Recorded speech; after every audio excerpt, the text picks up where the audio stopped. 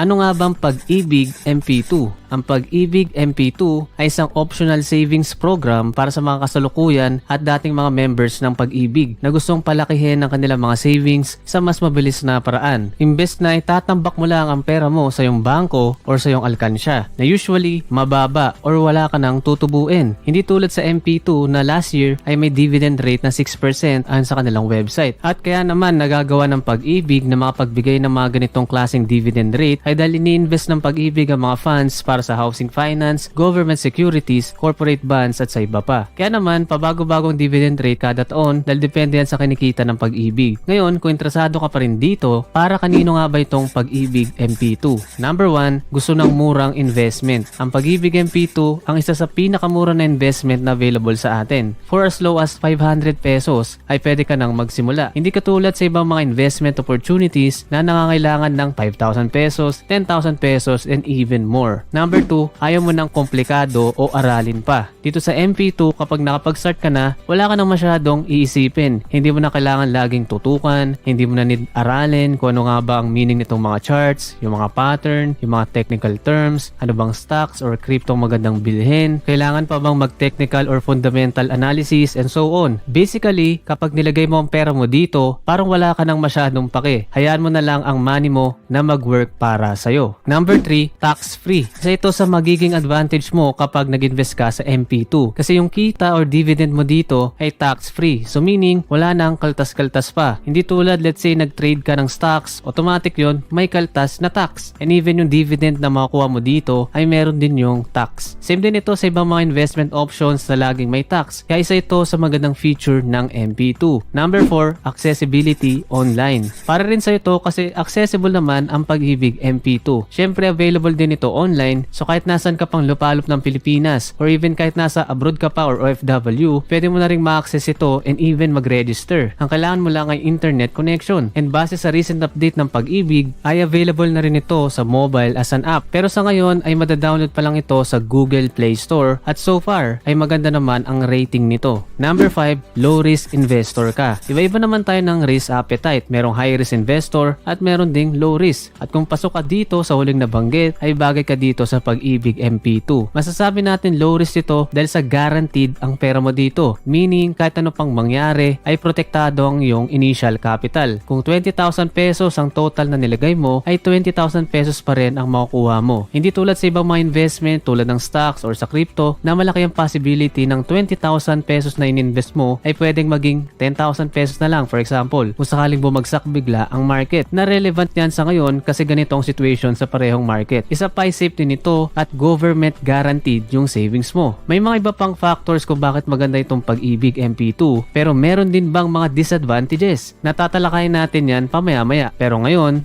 bakit dapat kang mag-invest at paano magka 1 million?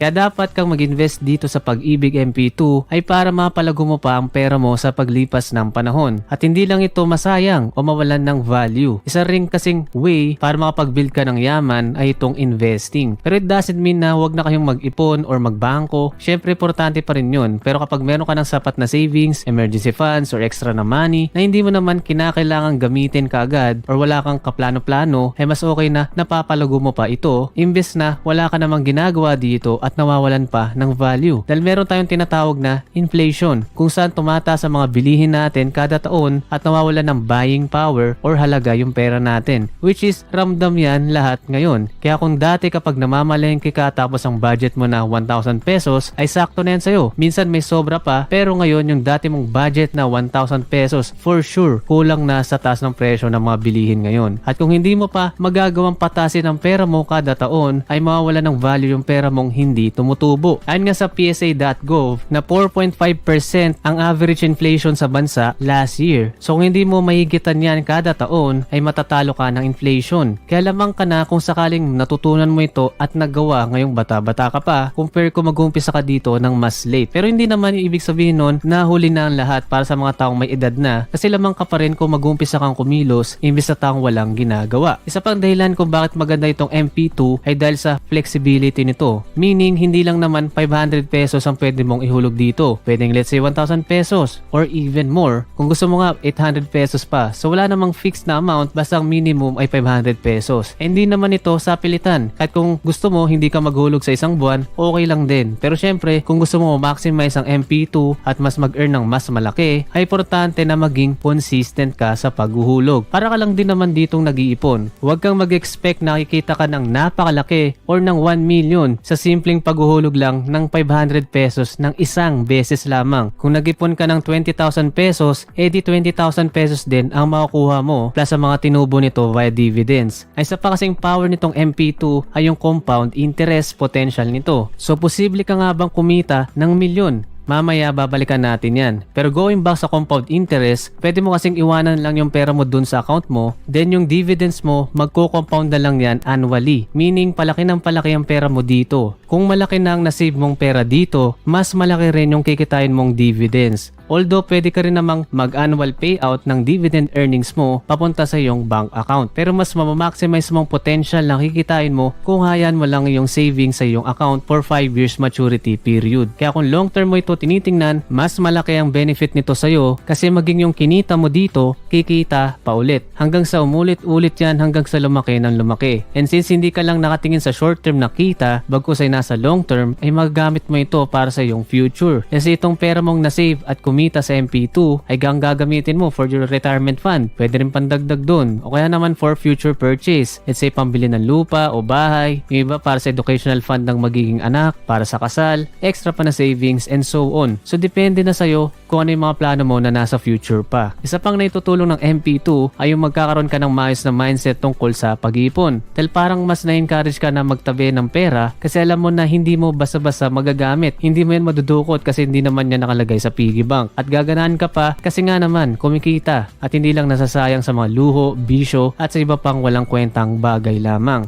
Isa pang punto regarding sa accessibility ay dahil pwede mo ring i-check kung ano ang status ng savings mo via online. Pati pagbabayad kahit online na lang. Mapa Gcash man yan, Maya or even sa online banking. Kahit mga OFW, pwede rin dahil may mga online partners din naman ito. Now, posible ka nga bang magkamilyon dito sa Pag-ibig MP2? Ang short answer dito ay oo. Siyempre para magkamilyon ka ay nakadepende rin ito sa iyong contribution. Kagaya ng nabanggit kanina, huwag mo nang asahan ng 500 pesos mo ay magiging 1 million sa loob lang ng isang taon or 5 years. Majority ng mga investments ay hindi ganun nagwo-work.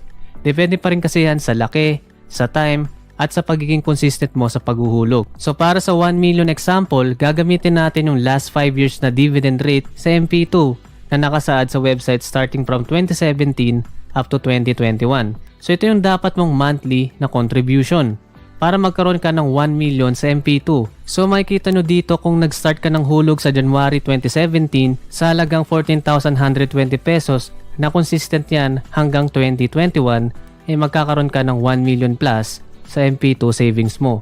Ito ay bali naka-compounded savings na option at ang magiging total na hulog mo ay around 847,200 pesos.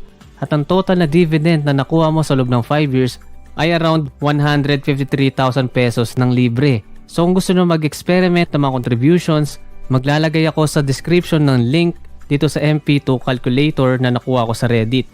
Basically, ang tinitingnan natin dito is ano yung potential ng MP2. Although hindi lahat kaya maghulog ng ganito sa MP2, pero at least nagkakaroon tayo ng idea kung magkano kikitain natin passively kahit tulog ka pa, and yung power ng compound interest makikita rin dito. And hindi naman required na maghulog ka ng ganyang halaga, depende naman yan kasi sa'yo. Okay lang naman na mag-start ka sa maliit, pwede pa rin namang as low as 500 pesos kada buwan, di ka naman makakabot sa 1 million kung walang 500 pesos. Halos lahat naman na galing rin sa wala ay nag-start sa maliit, then pinalaki na lang ng pinalaki at pinagulong. At syempre, gaya ng ibang investments, may risk din naman ng MP2. Like paano kung magkaroon ng problema sa MP2, bumagsak ang ating ekonomiya o gobyerno, so may chance na wala kang makuha na pera. Posible nga na mangyari yan, pero itong senaryo na ito ay sobrang liit na chance na mangyari and close to impossible. Isa pang downside ay hindi mo kagad makukuha yung pera mo kasi nga 5 years ang maturity dito.